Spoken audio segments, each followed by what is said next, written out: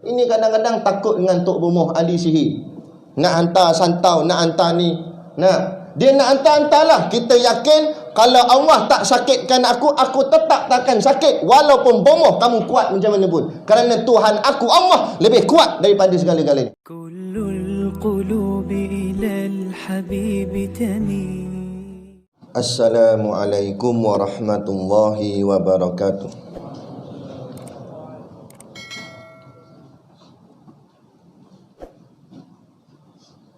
Ila hadrati Sayyidina wa Habibina wa Syafi'ina Muhammadin sallallahu alaihi wasallam wa ila arwahi abaihi wa ikhwanihi minal anbiya'i wal mursalin salawatullahi wa salamuhu alaihi wa alaihim ajma'in wa ala ali kulli wa sahabati wal qarabati wat tabi'in wa tabi'it tabi'in bi ihsanin ila yaumiddin wa ila arwahi walidina wa muallimina wa zawil huquqi alaina ajma'in wa khususan ila hadrati Syekh Abdul Samad Al-Falimbani bisiril Fatihah. A'udzubillahi minasyaitonir rajim. Bismillahirrahmanirrahim. Alhamdulillahirabbil alamin. Arrahmanir rahim. Maliki yaumiddin. Iyyaka na'budu wa iyyaka nasta'in. Ihdinas siratal mustaqim. Shiratal ladzina an'amta 'alaihim ghairil maghdubi 'alaihim waladdallin. Bismillahirrahmanirrahim. Alhamdulillahilladzi hadana lihadza wa ma kunna linahtadiya law an hadanallah. Asyhadu an la ilaha illallah wahdahu la syarikalah wa asyhadu anna sayyidana Muhammadan abduhu wa rasuluh. Allahumma salli wa sallim wa barik ala sayyidina Muhammad wa ala alihi wa ashabihi wa tabi'ina lahum bi ihsanin ila yaumiddin. Subhanaka la ilma lana illa ma 'allamtana innaka antal alimul hakim. Rabbi shrah li sadri wa yassir li amri wahlul 'uqdatam min lisani yafqahu qawli wa la haula wa la quwwata illa billahil aliyil azim. Amma ba'. Alhamdulillah, kita sama-sama panjatkan syukur kehadiratillah subhanahu wa ta'ala yang dengan limpah dan kurnianya diizin oleh Allah subhanahu wa ta'ala pada kita pada malam ini untuk sama-sama kita sambung lagi pengajian kitab kita iaitu Sayrus Salikin juzuk yang pertama. Masih lagi di bahagian Muqaddimatul Muallif, maknanya di bahagian pendahuluan kitab. Jadi kita sambung pada kata qala al-muallifu rahimahullahu ta'ala wa nafa'ana wa iyyakum bi ulumihi fid daraini amin ya rabbal alamin. Kata pengarang kitab, wa qila ya Rasulullah ayul a'mali afdal, faqala al-ilmu billahi azza wa jal. Faqila ayul a'mali tazidu, faqala al-ilmu billahi azza wa jal.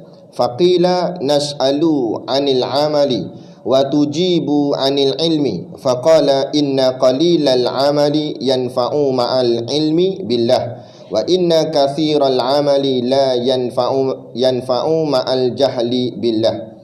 Rawahu Ibnu Abdul Bar, hadis dhaif al-Iraqi. Artinya, sembah sahabat bagi Rasulullah sallallahu alaihi wasallam dengan katanya, ya Rasulullah, apakah amalan yang terlebih afdal? Maka sabda Rasulullah sallallahu alaihi wasallam, iaitu mengetahui Allah azza wa jalla. Maka sembah mereka lagi, ya Rasulullah, apakah amalan yang terlebih pahalanya itu? Maka sabdanya, iaitu mengetahui Allah Ta'ala. Maka sembah mereka, kami bertanya daripada amal dan engkau jawab dengan ilmu. Maka sabda Rasulullah sallallahu alaihi wasallam, sedikit amal beserta mengenal Allah Ta'ala iaitu terlebih manfaat, dan bahawa banyak amal serta jahil kepada Allah Ta'ala itu iaitu tiada memberi manfaat. Baik. Ini masih lagi kita berada di bahagian kelebihan ataupun fadilatul ilmi, ataupun kita nak ceritanya tentang kelebihan ilmu. Ilmu yang dimaknakan di sini iaitu ilmu agama. Ilmu agama yang secara asasnya 3 sahaja. Yang selebihnya itu dia termasuk di dalam fardu kifayah. Adapun fardu ain Itu 3. Tauhid, fiqh, tasawuf. Kenapa sebut fardu ain? Tak dapat tidak setiap daripada kita sebelum malaikat maut cabut nyawa, kena pastikan 3 ilmu ni kita dah mengaji. Sama ada khatam tak khatam, habis tak habis, tu bukan bicaranya. Bicaranya mengaji ke tak mengaji. Soal faham tak faham, tu pun nombor 2, nombor 3. Kerana memberi faham itu Allah Ta'ala. Tugas kita, hak kita, kena mengaji. Tauhid, fiqh, tasawuf. Lain daripada 3 ni, kalau tak mengaji, tak dipertanggungjawabkan. Kerana dia termasuk dalam fardu kifayah. Contoh, ilmu tajwid, fardu kifayah. Ilmu taranum, fardu kifayah. Ilmu faraid bagi harta pusaka, fardu kifayah.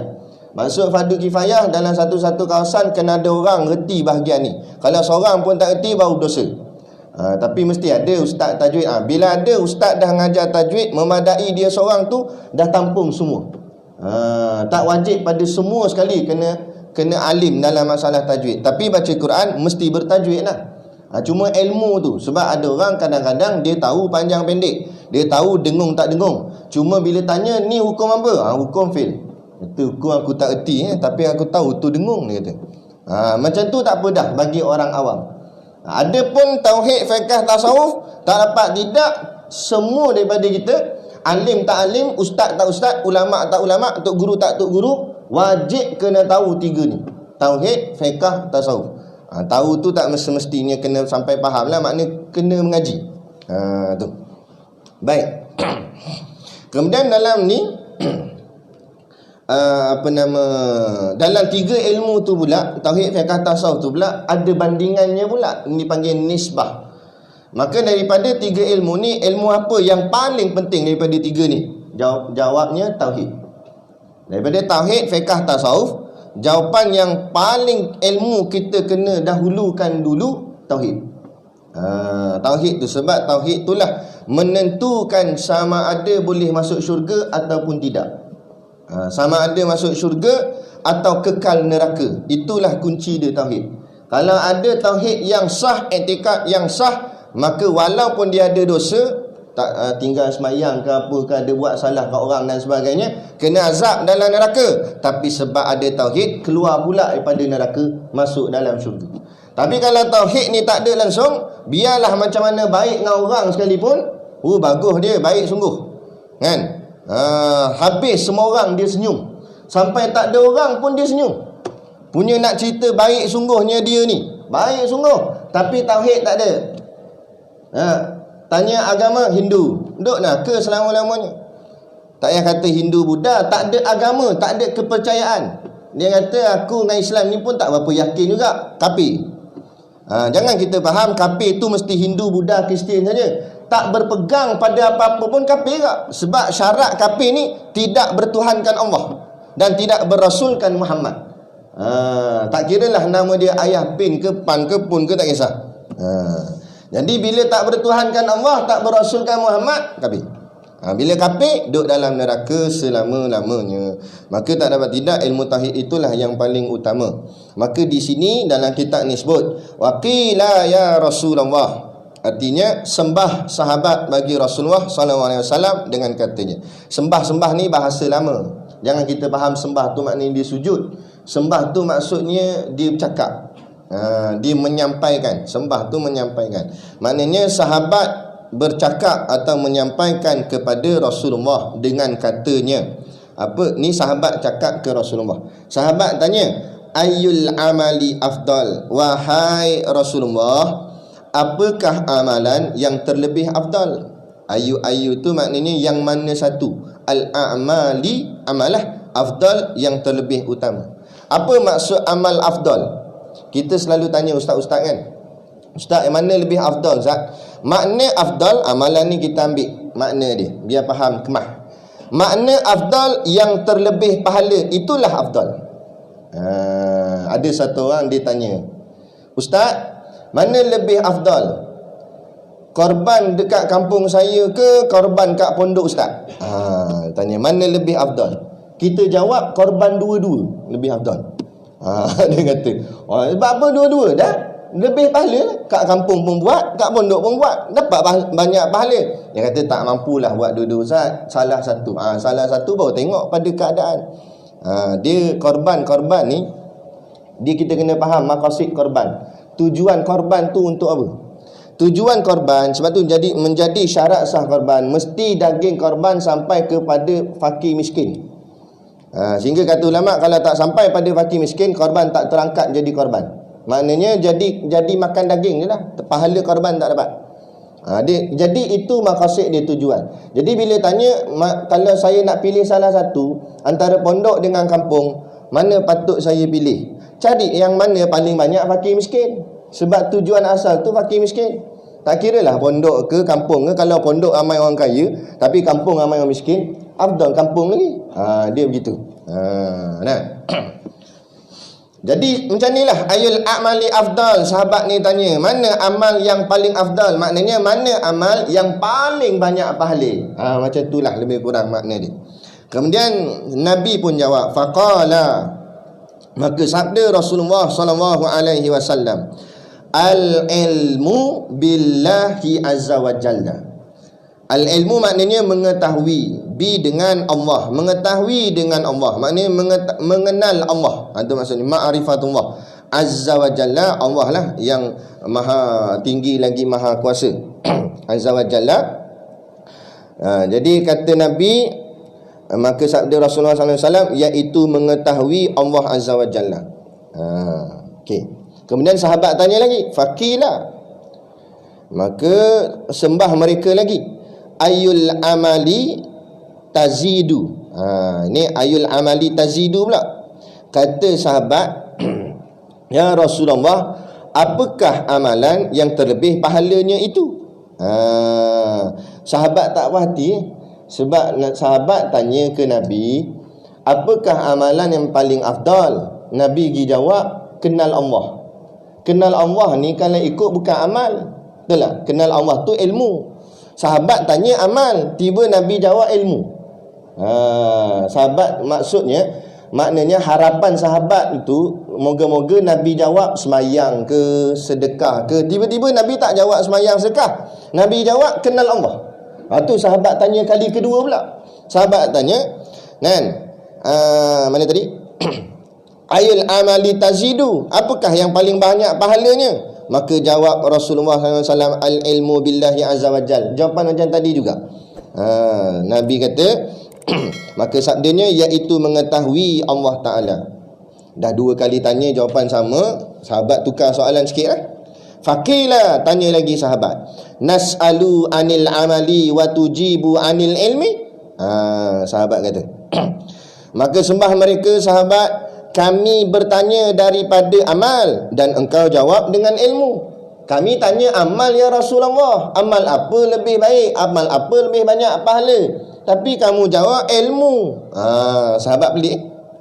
Itu sahabat tanya. Faqala, maka jawab Nabi, inna qalilal amali yanfa'u ma'al ilmi billah, wa inna kathiral amali lan yanfa'u ma'al jahli billah. Apa makna dia?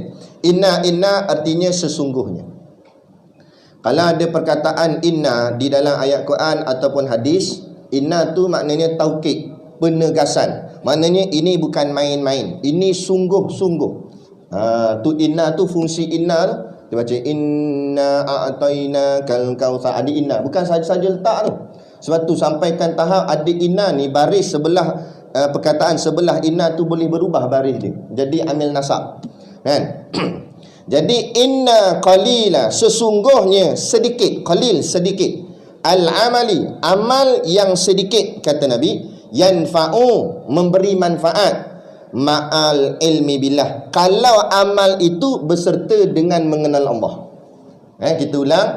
Nabi kata kalau amalnya sikit je, tak banyak mana sembahyang sunat, kan? Sikit-sikit je sembahyang, bahagian amal-amal tu tak banyak mana, tapi amal yang sikit tu berserta dengan mengenal Allah. Dia buat tu dengan dia tahu, dia kenal Allah, kenal sifat Allah. Maka kata Nabi, itu lebih memberi manfaat. Dan masuk lebih memberi manfaat macam mana? Pahalanya lagi berlipat kali ganda. Mana tak mana berlipat kali ganda. Dalam takbir ingat Allah, dalam iftitah ingat Allah, dalam Fatihah ingat Allah, dalam qiyam berdiri ingat Allah, dalam rukuk ingat Allah, habis sampai ke salam ingat Allah. Dan kita takbir ingat Allah, Fatihah, ingat roti canai. Nampak bangun pagi subuh kan, pegang-pegang perut, Allah bunyi pula perut lapar, dah ingat ke lain pula. Tu boleh tahan lagi, ingat roti canai. Ada ingat kunci motor. Sebab dia tadi kelang kabut cepat-cepat masuk, takut lambat kan. Lepas tu rasa-rasa poket tak ada kunci motor. Sudah, tinggal kat motor ke apa. Jadi dah dia punya amal tadi, ingat ke siapa? Ingat Allah ke motor? Motor.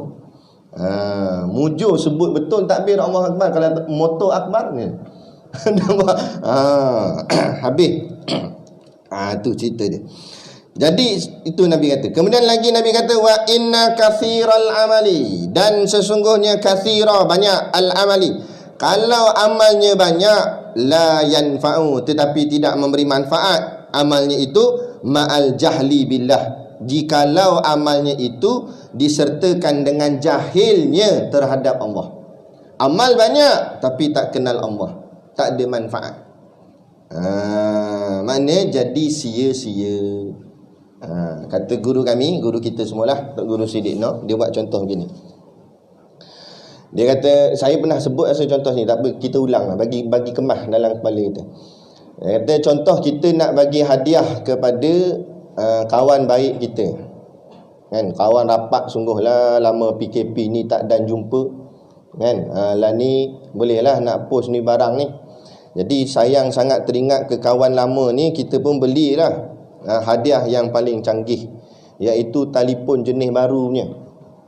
Jenis slide tercampak turun. Tu handphone tu canggih. Harga kat ribu-ribu lah, 3-4 ribu harga. Dan dia tuan yang beli tu pakai handset 3 sekupang ya. Tapi sebab sayang kawan dia punya handset, kawan dia belikan mahal sekali. Beli bor dalam kotak.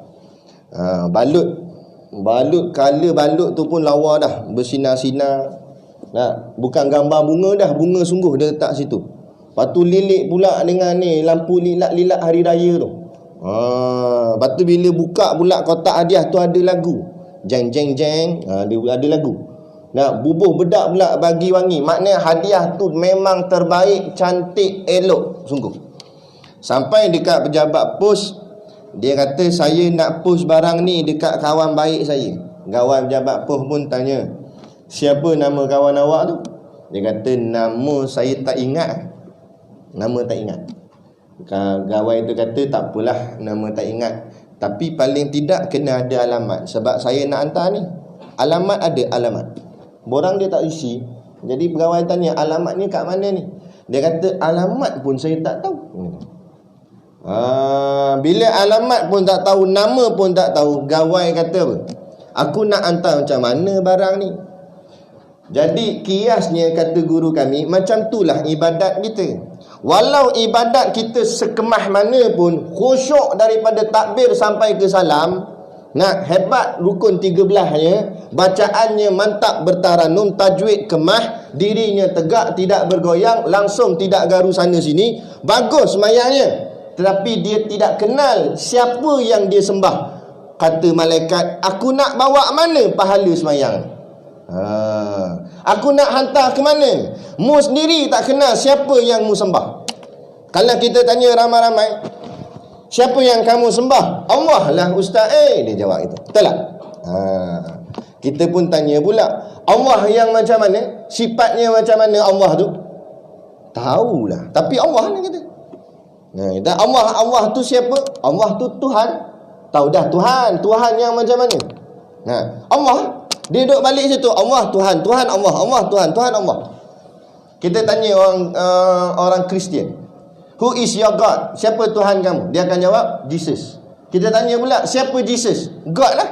Dia kata, siapa God? Jesus lah. Dia balik, God, Jesus, Jesus, God, God, Jesus. Tak apa, dia memang jahil. Dia tak kenal siapa yang dia sembah. Tiba-tiba kita mengaku Islam pun tak kenal siapa kita sembah. Macam mana kita nak bawa amalan tu? Jadi kalau pandai sebut Allah, itu belum kenal, itu tahu. Tahu dengan kenal lain.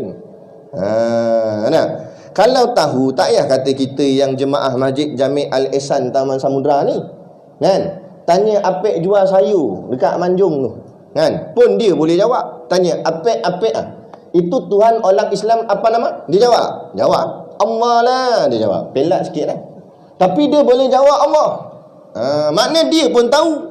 Kalau sekadar dia boleh jawab Allah, maknanya dia pun makrifah lah. Dah, dia tak makrifah. Kalau dia makrifah, kenapa dia tak masuk Islam? Maknanya dia tak kenal. Dia cuma tahu. Jadi kalau kita yang bernama Ahmad pun sekadar tahu, dah apa beza kita dengan Chong? Ada? Apa beza kita dengan kafir-kafir kat luar sana? Jadi biar ada beza. Jadi maksudnya sini nak memberitahu bahawa kepentingan mengaji itu, walaupun kita sudah beriman, sudah mengucap 2 kalimah syahadah, sudah lahir sebagai anak orang Islam, mak bapak kita Islam, memang kita dah jadi Islam. Tapi kalau tidak disempurnakan Islam tu, maka takut Islam ni jadi rosak bila dia makin besar. Jadi tak dapat tidak, perlu ditampung dengan ilmu. Maka dia ibarat menanam pokok. Memang benih tu benih betul dah, tapi kalau tak disiram air, tak dibubur baja, maka pokok itu walaupun sehebat mana pun, pokok durian musang king sekalipun, maka tak jadi musang pun tak ada, king pun tak ada. Jadi layu habis, pokok tu mati. Begitu juga iman. Walaupun kita ni lahir ada iman, hebatlah, ada iman ni hebatlah, boleh syurga dah. Tiba-tiba tidak dijaga iman tu dengan ilmu dan amal, maka iman tu sendiri akan layu dan akhirnya takut-takut bila kecilnya beriman, besarnya kafir. Itu yang kita takut. Sebab tu penting. Maka jawab Nabi bila ditanya oleh sahabat, maka apakah amalan yang paling afdal? Nabi jawab, kenal Allah. Tanya lagi, apakah amalan yang paling banyak pahala? Nabi jawab, kenal Allah. Maka sahabat tanya, kami tanya amal, kamu jawab ilmu. Maka Nabi kata, nah, sesungguhnya sedikit amal tapi kenal Allah lebih baik daripada banyak amal tapi jahil tentang Allah, tidak kenal Allah. Jadi kena mengaji lah. Sini banyak kan pengajian. Sini siapa baca tauhid? Tuan Guru Haji Rozaini kan? Tu kemah dia tu. Tok Guru Haji Rozaini tu memang kemah dalam bab tauhid. Dia alim dalam kitab-kitab tauhid. Mengaji betul-betul. Sifat 20 tu kena pegang kemah. Sifat 20 tu biar kemah lumat dalam apa nama kepala kita. Kata Tok Guru Haji Hitam, Tok Guru kepada Tok Guru Siddiq Noh. Masa Tok Guru Siddiq Noh ngaji pondok dia dulu, dia pesan. Tok Haji Hitam kata, Siddiq, mengaji tauhid ni biar sampai lumat. Tok Guru tak faham, Tok Guru Siddiq Noh tak faham, dia tanya Tok Guru dia, lumat macam mana Tok Guru? Kata Tok Guru dia, macam orang makan sirih. Walaupun daun dah hancur dalam mulut, kunyah lagi sampai lunyai. Macam itulah mengaji tauhid. Kan? Walaupun ngaji dah, ngaji lagi sampai lunyai. Apa yang lunyai? Kitab tu lunyai. Sampai habis koyak kitab. Ngaji tu. Kan? Ngaji biar sungguh-sungguh, ngaji lagi. Biar berulang-ulang pun, bab wujud saja berulang-ulang, kidam berulang-ulang. Tak apa, janji biar kemah dalam kepala ni. Dia bila tauhid tu kemah, itu yang menjadikan seseorang tu berani. Ada orang ada satu orang polis, dia datang jumpa saya. Dia kata, ustaz ni berani sungguh. Cakap apa nama lantang ini. Kita kata, kalau ikut berani sangat tu, taklah berani sangat sebenarnya. Tapi sebab kita faham kenapa kita berani, kenapa kita perlu berani. Sebab kita kenal siapa yang kita lawan. Orang yang kita lawan tu lemah. Dia makhluk macam kita juga. Dan apa yang kita juangkan ni sesuatu yang kuat. Apa kuat? Allah Ta'ala. Bila kita kenal, barulah jadi berani. Yang ni yang jadi takut sana, takut sini sebab apa? Sebab dia tak kenal Tuhan. Baru diugut. Jangan lebih-lebih. Hantar Sabah lagi. Nampak? Takut. Jangan pergi kuliah kat Masjid Al-Ihsan. Lagi-lagi Ustaz Syakir tu. Ada tak? Kalau pergi, potong bantuan. Lagi. Tak pergi dulu. Lain kali bodoh sampai ke mati. Tu kata. Sebab apa? Sebab dia lagi kenal duit ringgit, kenal pangkat, kenal jawatan. Dunia ni yang dibesarkan dalam hati ni. Tapi kalau dia kenal Allah, dunia jadi kecil pada dia.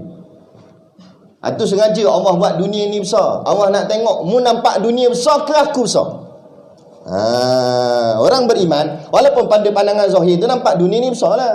Daripada Perak nak pergi Kuala Lumpur berjam. Maknanya besar dunia ni. Tapi bila kita nampak Allah Maha Besar, Allahu Akbar, dunia yang besar jadi kecil pada kita. Bila kecil, jawatan aku tak heran, pangkat aku tak heran, gaji aku tak heran, sikit pun aku tak heran. Yang aku heran, iman aku ada atau hilang. Itu je. Itu yang aku takut. Sampaikan ke corona pun dia tidak heran. Yang dia takut mati tu beriman atau kafir. Itu takut. Langkah berjaga-jaga perlu diambil, tak jadi salah, tapi bukan suruh takut. Langkah berjaga-jaga saja, ikhtiar namanya. Ikhtiar pakai mask, ikhtiar semayang jarak, itu semua ikhtiar. Tapi iman kita, yakin kita, takut kita semuanya hanya kepada Allah Subhanahu Wa Taala. Kerana Allah lah yang boleh buat apa-apa. Gitu. La tataharraku dzarratun illa biiznillah. Tidak akan berganjak walaupun apa-apa pun yang sebesar zarah. Zarah ni paling kecil. Tak akan berganjak apa saja yang kecil, yang halus, melainkan biiznillah, dengan izin Allah. Yakin? Yakin sungguh-sungguh kepada Allah. Tapi janganlah cabar diri pula. Diri duduk tengah jalan, la tataharraku dzarratun illa biiznillah. Kalau lori ni Allah nak buat, tak kena aku, tak kena. Memang Allah boleh buat tak kena, tapi kalau Allah buat kena, tak mampu itu. 7 hari 7 malam tahlil. Ada muka. Siapa suruh cabar diri? Jangan cabar. Ini bila orang cabar agama kita. Sebab kita tengok ulama, bila orang hentam peribadi, dia buat senyap gitu, dia malah layan, buat malah layan. Sebab apa? Peribadi bukan ada apa-apa kita. Tapi bila orang hentam agama, hang siap. Nyawa aku pertaruhkan, darah aku alirkan, darahku murah untuk Islam. Pegang situ. Darah kita tak kisah. Makna kita sanggup mati untuk agama. Itu baru maknanya benar-benar kenal Allah. Maka sebab tu Nabi kata, wala amal sedikit tapi dia kenal Allah banyak manfaat. Berapa banyak manfaat tadi? Nak sanggup berkorban nyawa, harta, duit ringgit untuk Islam sebab dia kenal Allah. Walaupun amal sikit je. Macam orang sedekah tak banyak mana, 2-3 ringgit je, tapi dia kenal sungguh Allah Ta'ala. Dia yakin rezeki ni Allah bagi. Kalau dia bagi duit dia sikit ni pun, padahal dia orang susah dah, miskin, tapi dia bagi juga duit. Maka dia yakin Allah akan jamin rezeki dia. Daripada orang yang kaya tapi derma, memanglah nampak banyak 50, 100, tapi masih lagi ragu-ragu, takut-takut. Sebab tu membantu semasa susah lebih susah daripada membantu masa senang. Masa senang memang semua orang boleh bagi, masa susah Allah uji boleh nak bagi. Kalau kita ada keyakinan pada Allah, tak keluar duit. Betul tak? Masa time-time PKP ni kerja habis, tak ada apa semua, nak bagi derma banyak-banyak, boleh nak bagi. Kata orang tak boleh ni. Jadi makna jadi takut, kurang yakin. Itu okey lagi. Hantar anak ngaji tahfiz takut masa depan tak ada. SPM tak ambil. Kata boleh ke hidup begini? Dah dia gantung hidup dengan SPM ke dengan Allah? Tuan-tuan fikirlah betul-betul tuan-tuan. Kita takut atas dunia ni lagi kita tak lepas jawab marabuka. Siapa Tuhan kamu? Maksud siapa Tuhan kamu tu, siapa yang kamu sanggup korbankan untuk apa sahaja. Kalau dunia ni, atas dunia ni kita sanggup korbankan apa sahaja untuk Allah, maka dalam tanah tu nanti kita boleh jawab Allahu Rabbi. Tapi kalau dunia lagi kita berdolak dalih dengan Allah Ta'ala, lebih mementingkan jawatan, kerjaya, duit ringgit dan sebagainya, habis. Jangan dulu-dululah tangkap alim ulama, tangkap ustaz. Bila kita tanya apa, tangkap kan tuk guru ni. Apa sahaja tangkap ulama? Orang tangkap jenayah. Macam mana ustaz, kerja kami? Kerja-kerjalah. Dah kamu kerja dengan siapa? Siapa yang bagi rezeki kamu? Allah ke majikan kamu? Di mana tauhid kamu? Aduh. Jangan jawab alasan kerja ustaz, kerja. Kerja-kerjalah. Tapi tauhid kita siapa? Allah tu siapa? Tuhan tu siapa? Kalau macam tu tak bermakna kalimah syahadah yang kita lafazkan. Biar faham syahadah yang dilafazkan tu bukan main-main syahadah tu. Sebab tu dengan syahadah tu sah jadi iman, dengan syahadah juga kalau tersalah nak kaedahnya terbatal syahadah, terkeluar daripada iman, jadi kafir, laknatullah. Tu. Jadi biar clear. Soal dunia-dunialah, kerja-kerjalah, tapi jangan sampai akidah kita tersasar, tauhid kita tercalar. Tu. Sebab itulah benar sungguhlah pesanan Nabi ni Nah, walaupun sedikit amal tapi mengenal Allah itu lebih baik daripada banyak amal tapi jahil tentang Allah. Bukanlah maksud disuruh sedikit amal, tapi maknanya mementingkan mengenal Allah itu lebih utama. Kemudian beramallah. Yang lebih baiknya banyak amal dan kenal Allah, itu lebih baik. Tapi kalau tak mampu banyak amal pun, biar betul-betul kenal Allah walaupun amalnya tak banyak mana. Itu maksud dia. Okey, boleh. Dan hasil daripada perkataan Al-Imam Al-Ghazali rahimahullahu ta'ala di dalam kitabnya yang bernama Jauharul Quran, bahawasanya ilmu tariqah dan suluk itu dinamakan ilmu tasawuf, iaitu terlebih tinggi dan terlebih mulia daripada ilmu fiqh dan ilmu kalam, iaitu ilmu usuluddin. Dan yang terlebih tinggi dan mulia daripada ilmu itu ilmu ma'rifatu billah, dan dinamakan ilmu hakikah. Okay, baik. Kemudian ni dia bicara tentang ilmu tasawuf. Sebab kitab yang kita baca ni kitab tasawuf. Sairus Salikin ni kitab tasawuf. Jadi dia kata, dan hasil daripada perkataan Al-Imam Ghazali, ini apa yang Imam Ghazali kata di dalam mana? Dalam kitabnya yang bernama Jauharul Quran. Jauhar tu makna mutiara, mutiara Quran. Bahawasanya ilmu tariqah dan suluk itu dinamakan ilmu tasawuf, tarikat, ilmu tarikat. Dia ada syariat, ma'rifat, tarikat, hakikat. Syariah, ma'rifah, tariqah, hakikah. Ada 4. Okay. Dia pertama syariat. Apa tu syariat? Syariat tu zahiriyah. Ni luaran kita ni. Semayang tu syariat, tutup aurat tu syariat, makan minum yang halal tu syariat tu. Dan juga makna syariat itu pantang larang. Apa boleh, apa tak boleh. Dia ada had minimum, ada had maksimum. Jangan langgar had tu. Duduk dalam kelompok tu je. Sebab tu ada pandangan yang lemah, ada pandangan yang keras. Jadi selagi mana kita duduk dalam pandangan ulama tu, mana duduk dalam syariat. Jangan terkeluar daripada tu. Macam ni kita semayang jarak-jarak ni, ada dalam syariat? Ada. Ada dalilnya, ulama keluarkan dalil, bukan suka-suka. Kalau yang tak ada dalil langsung, itu ulama tak buat. Mesti ada. Jadi itu dipanggil syariat zahir. Adapun yang kedua, hakikah. Hakikah ni asal perkataan hak, benar, yang sebenar-benarnya. Syariat itu jasad, hakikah itu ruh. Yang sebenar-benar menggerakkan jasad, jasad ke ruh? Jawab mesti ruh. Ruh lah yang gerakkan jasad. Jadi yang sebenar-benar siapa? Jasad ke ruh? Ruh. Yang akan disoal nanti dalam kubur, jasad ke ruh? Ruh. Semua ruh. Itu barang hakikat. Tu barang yang sebenar-benarnya. Barang yang sebenar-benar nak jaga. Kalau tak faham lagi, saya buat contoh lain. Dia ibarat durian. Durian juga. Nah, syariatnya kulit durian, hakikatnya isi durian. Yang kita nak makan kulit ke isi? Isilah, bodoh makan kulit. Kan? Isi. Jadi yang sebenar nak dibawa kepada Allah tu jasad ke roh? Roh. Tapi untuk menghasilkan roh yang baik, jasad kena baik. Begitu juga durian tadi. Kalau nak hasil isinya baik, kulit mesti cantik. Kulit ni mesti lawa, jangan kena tebuk. Kulit lawa dulu. Jadi nak hasilkan roh yang tunduk pada Allah, jasad kena sujud. Apa? Semayang. Nak hasilkan roh yang jauh daripada nikmat-nikmat dunia, jasad kena puasa, berlapar. Itu kaitan syariat dan hakikat ni. Kan? Bila berdua ni jalan elok, maka dia ada persambungannya, jambatannya, titian. Titian itu dipanggil tariqah, tarikat. Bila syariatnya elok, hakikatnya pun elok, bersambung antara syariat dan hakikat, itu tariqah. Jadi tarikat. Maka tarikat ni ada juga yang tarikat umum, ada juga yang tarikat khusus. Tarikat umum, orang biasa-biasa macam kita ni, hadir masjid 5 waktu semayang, dengar kuliah, biasa-biasa gitu je.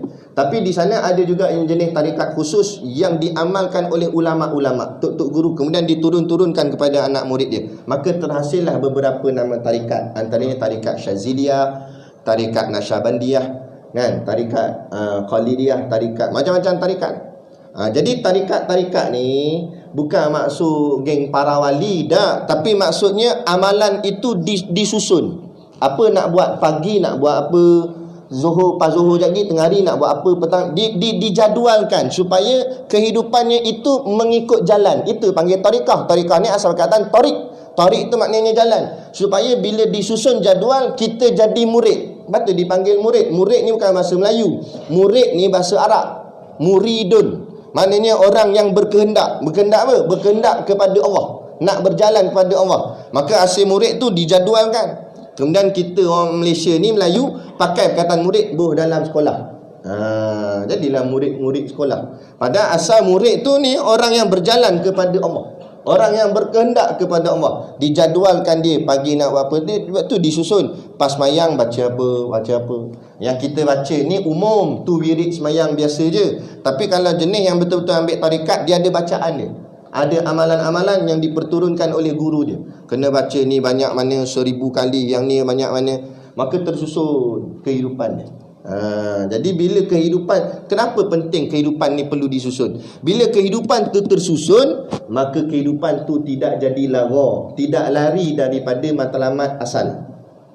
Bila kereta api duduk atas rel, maka kereta api tidak akan terbabas. Tapi kalau relnya tak ada, habis terbabas. Itu pula menjadi kepentingan kepada kita untuk menyertai tarikat. Tapi jangan sertai je tapi tak ikut. Bila dah menyertai, ikutlah amalan tu, supaya amalan tu dapat menjaga kita daripada jadi lara atau tersasar atau terbabas.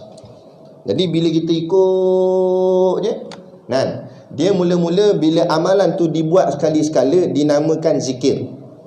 Zikir pula bahagi 3. Ada zikir lisan atau qauli. Zikir mulut kita sebut dengan mulut, subhanallah, subhanallah, subhanallah. Itu yang kita baca biasa kan lepas mayang. Kemudian zikir yang kedua, zikir fi'li, perbuatan. Zikir perbuatan tu maknanya apa tingkah laku kita tu semuanya ingat kepada Allah, untuk Allah. Semayang itu zikir fi'li tu. Zikir kat tu sebenarnya. Zikir fi'li, perbuatan. Semayang ingat Allah, apa puasa ingat Allah. Bila dua ni dibangsakan dengan bangsa kasbun, kata ulama. Zikir lisan dengan zikir fi'li ni kasbun, makna kasbun usaha. Dua ni tak dapat tidak, kita kena bermujahadah, lawan hawa nafsu, paksa diri, malam-malam pun buat juga. Sebab tu mulut biar lazim dengan kalimah Allah selalu. Orang ajak makan kenduri, insya-Allah. Apa pun Allah ada di mulut itu. Insya-Allah, masya-Allah, kan? Duit bantuan kena potong, astagfirullah. Semua Allah saja kena sebut. Jangan mampu aku, mampu aku memang mampu dah.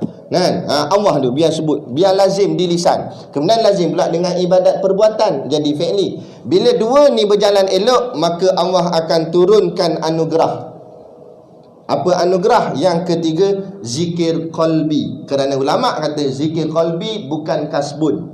Maknanya zikir qalbi tak boleh kita nak buat-buat, melainkan anugerah daripada Allah. Hasil daripada dua ni jalan elok.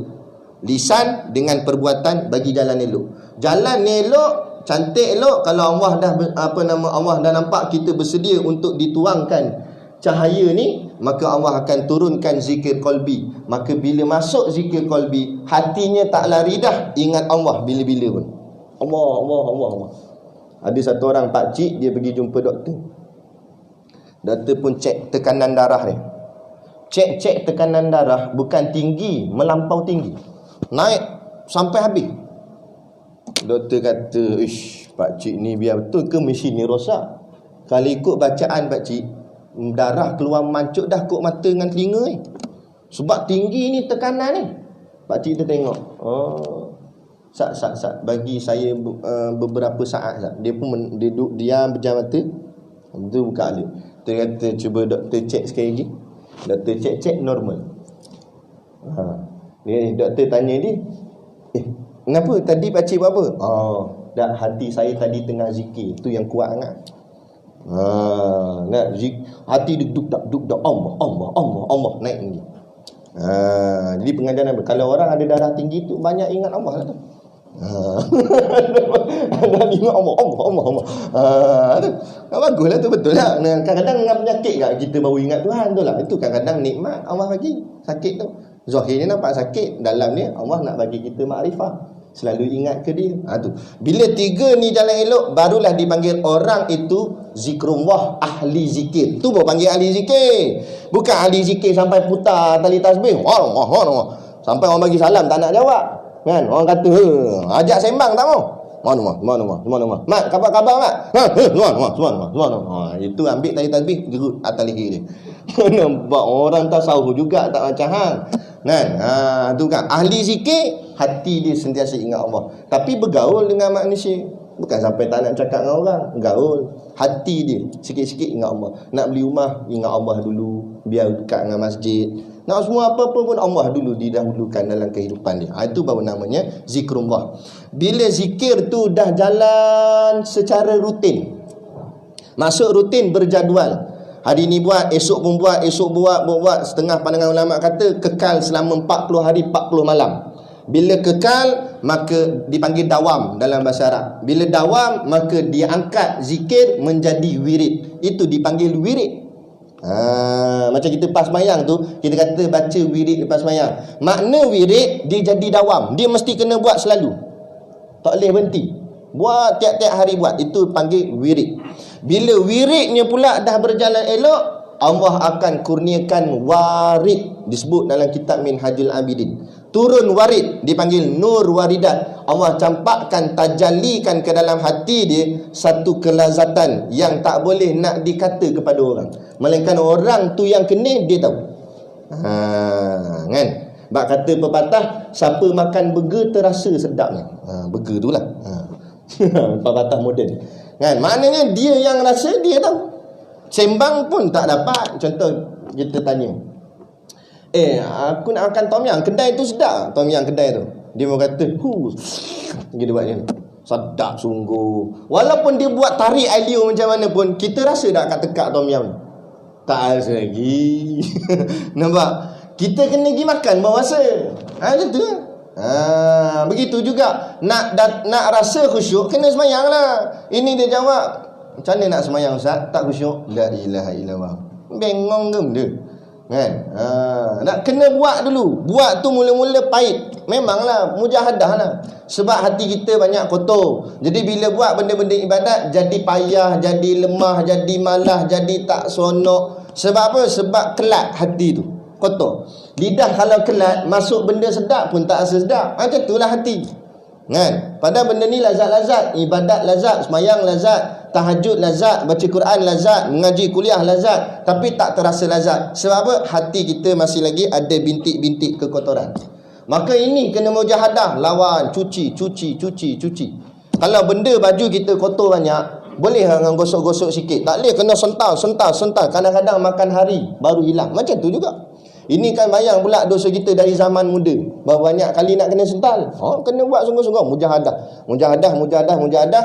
Akhirnya akan mencapai kepada tadi itulah syariat, hakikat, sampai membawa kepada tarikat. Akhirnya amalan yang jadi dawam. Bila lengkap ketiga-tiga syariat, hakikat, tarikat, maka barulah dinamakan makrifat.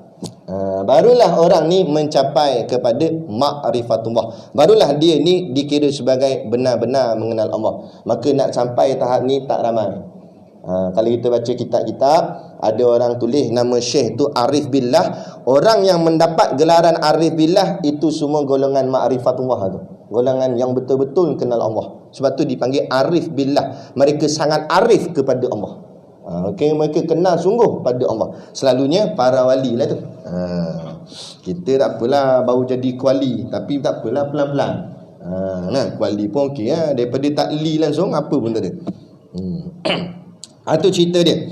Jadi Imam Ghazali cerita, maka itulah tariqah. Dan suluk, apa makna suluk? Dia ada satu dulu nama kerajaan suluk. Kerajaan suluk, dia bukan kerajaan suluk sebenarnya. Suluk tu ambil tasawuf ni lah. Memang betul dulu kerajaan Islam, hebat kerajaan tu. Cuma lah ni tak tahulah macam mana. Tu suluk. Suluk tu maknanya orang yang salik, orang yang berjalan kepada Allah. Tu suluk. Orang Orang yang dia tengah mengikhtiarkan dirinya untuk fokus kepada jalan mendekati Allah, mengenal Allah. Kalau orang masuk tarikat, dia ada perjumpaan-perjumpaan dia dekat dalam bukit ke mana ke, dia ada tempat-tempat dia. Dia tempat-tempat khusus dia. Duduk dalam tu tak boleh makan daging. Selalunya macam itulah kalau tarikat Nasyabandi macam itulah. Tak boleh makan benda yang berdarah, tak boleh makan. Pernah sekali tu ada seorang Tok Syekh ni, ada orang report kerana Tok Syekh ni kata ke anak murid dia tak boleh makan daging, tak boleh makan jadi kena tangkap dengan Jabatan Agama. Kerana atas dasar dicas mengharamkan benda yang dihalalkan Allah. Daging kan halal, tiba-tiba Tok Guru tak bagi. Jadi bicara mahkamah. Kata, kenapa ustaz tak bagi makan daging yang berdarah ni? Kenapa ustaz tak bagi? Ustaz ni dah mengharamkan benda yang dihalalkan Allah. Ustaz dia kata, tak. Lepas tu ustaz tu tanya hakim tu. Hakim ada penyakit apa? Hakim kata, kencing manis. Kata Tok Guru tu, doktor kata apa kat hakim? Doktor kata tak boleh makan gula, benda-benda manis tak boleh.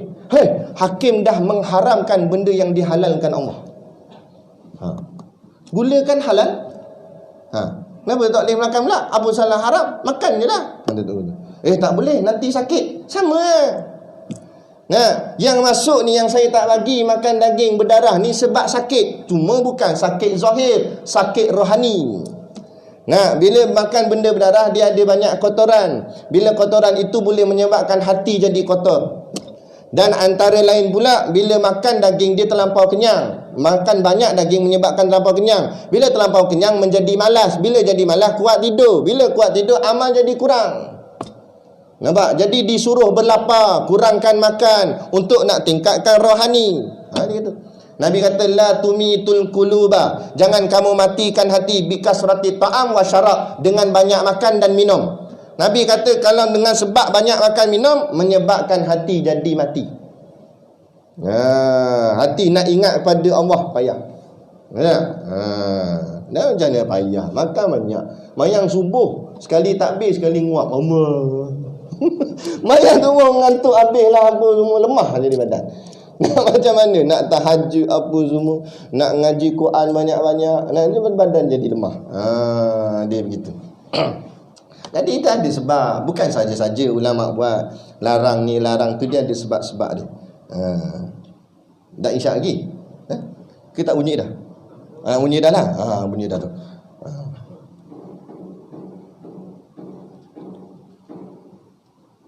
Kita habiskan ayat ni sikit lah, sampai bawah ni sikit je. Dan terlebih mulia daripada ilmu mana tadi? Itu dinamakan ilmu tasawuf. Jadi tariqah dengan suluk tu namanya ilmu tasawuf, iaitu terlebih tinggi dan terlebih mulia daripada ilmu fiqh dan ilmu kalam. Ilmu kalam maknanya ilmu tauhid, iaitu ilmu usuluddin. Tadi ustaz kata ilmu tauhid lah paling nombor satu. Kalau nak mengaji, nombor satu kena tekan tauhid dulu. Tapi dari sudut kemuliaan dan ketinggian, ilmu tasawuf paling tinggi, paling mulia. Maknanya sini, kalau kita dah mengaji ilmu tauhid dan mengaji ilmu fiqh, kemudian tak disulami dengan tasawuf, jadi tercela. Sebab kita akan terdedah dengan penyakit sombong. Kadang masa bodoh, masa jahil, memang tak cakap banyak. Bila dah alim, ada orang dia mengaji sifat 20, kemudian ada orang bawa tauhid 3 serangkai, tauhid uluhiyah, rububiyah, asma wa sifat. Dia lawan. Tak betul. Mana? Apa salah tak betul? Jalan tauhid ada banyak. Ada dengan jalan sifat 20, ada dengan jalan tauhid 3 serangkai. Asalkan huraiannya tepat, syarahnya betul. Tapi habis nak ajak berdebat sana, berdebat sini, bergaduh sana, bergaduh sini. Akhirnya akhlak hilang. Orang kafir duk tengok kita sama-sama Islam gaduh. Sebab apa? Tidak disulami dengan ilmu tasawuf. Begitu juga ilmu fiqh. Bergaduh soal perbezaan mazhab. Ulama buat kaedah al-khuruju minal khilaf mustahab. Keluar daripada khilaf itu lebih cantik, lebih baik. Tak payah gaduh lah pasal masalah khilafiyah. Soal kunut tak kunut, tahlil tak tahlil. Siapa yang buat boleh pahala, ulama jawab. Tak buat tak dapat apa-apa, tak ada masalah. Nak tahlil, terpulang dia tak nak tahlil. Kita yang nak buat tahlil, orang yang tak nak buat tahlil, jangan marah. Tak ada masalah. Itu bila tahlil ada zikir, ada pahala. Situ saja, mudah, selesai. Ini habis gaduh. Sebab apa? Sebab tasawufnya tak ada. Jadi sombong diri, rasa macam dia paling pandai, dia paling bijak, orang lain semua tak erti. Habis rosak. Itu sebab tu ilmu tasawuf lebih mulia, kerana dia akan mencerminkan diri yang menjadi akhlak yang baik. Dan yang terlebih tinggi dan mulia daripada ilmu itu, ilmu ma'rifah tu billah, dan dinamakan ilmu hakikah. Dan bila dia dah mengaji tasawuf, dalam tasawuf ni dia ada dua, dipanggil tasawuf tauhid dengan tasawuf fiqh.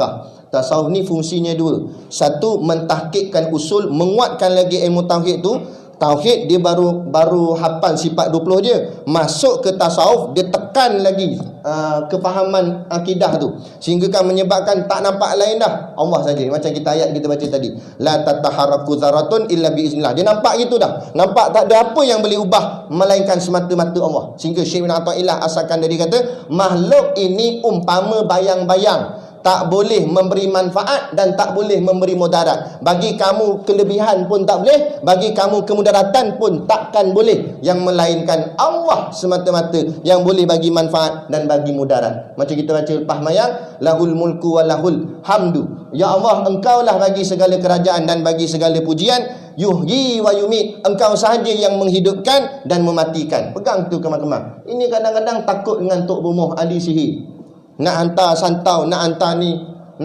dia nak hantar-hantarlah. Kita yakin kalau Allah tak sakitkan aku tetap takkan sakit, walaupun bomoh kamu kuat macam mana pun, kerana Tuhan aku Allah lebih kuat daripada segala-galanya. Pegang kemah-kemah baru jadi kuat. Itu je, itu soal akidah dia, baru mantap. Ini ada seorang tu minta saya berubat dia. Dia kata boleh tak apalah, insya-Allah nanti sediakan air gini-gini kita minta tu. Sebelum kita nak balik dia kata, ustaz boleh buat ke ustaz? Asal pula? Tak adalah, saya tengok badan ustaz ni kuru kedingnya. Dua orang ustaz sebelum ustaz muntah darah, dia kata. Ustaz kuru, saya takut bukan darah, dia muntahkan tulang-tulang muntah. Saya kata kalau macam ni lah saya tak nak buat. Kenapa ustaz takut je? Bukan saya takut, tapi kalau inilah kefahaman kamu, saya baca sebiji Quran, ayat Fatihah daripada depan sampai suratul Nas, 30 juzuk saya baca, jin dalam badan kamu tetap berjoget. Kerana apa? Kerana dalam hati kamu tetap yakin bomoh lebih besar daripada Allah. Kamu dah rosak akidah. Tadi buat apa? Hati kita dulu kena faham dulu ubat. Itu cerita dia. Dan yang itu ilmu tasawuf mentahqiqkan usul dan mengheningkan fiqh. Maksud mengheningkan fiqh, dia akan mencantikkan lagi fiqh. Kerana dalam soal fiqh bab semayang, dia ada syarat sah semayang, ada rukun semayang, itu bab fiqh je. Tapi bila masuk tasawuf, dia ada adab-adab semayang. Tasawuf ni dia soal adab. Dalam kitab Salih Salikin nanti dia akan ajar kita bab adab-adab. Adab makan saja 27 adab. Dia akan ajar adab. Bila adab, dia akan jadi berakhlak. Dalam semayang kita tu cukup rukun, cukup syarat, kemudian beradab pula, lagi cantik, lagi kemah. Angkat tangannya penuh adab dan sebagainya. Jadi biar cantik. Barulah benda tu ibarat besi yang dipolish lagi, maka lagi bersinar, kan? Jadi itulah penerangan kita pada malam ini. Dan insya-Allah kita akan sambung. Adapun ilmu tarekah dan suluk itu iaitu jalan kepada mengetahui ilmu hakikah. Bertiga situ.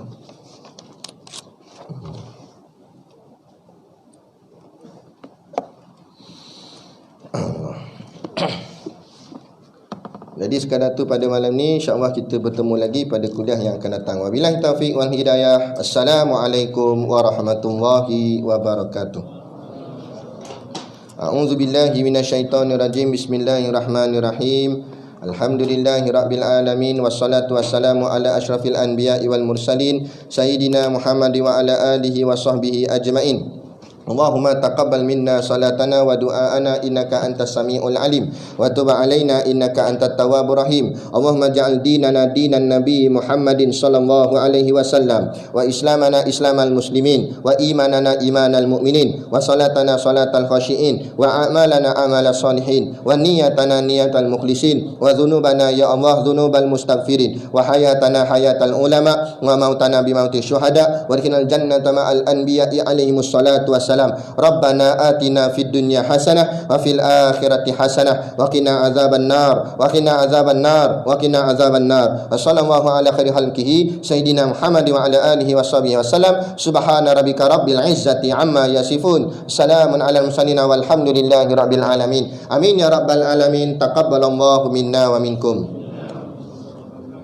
Takbir. Allah.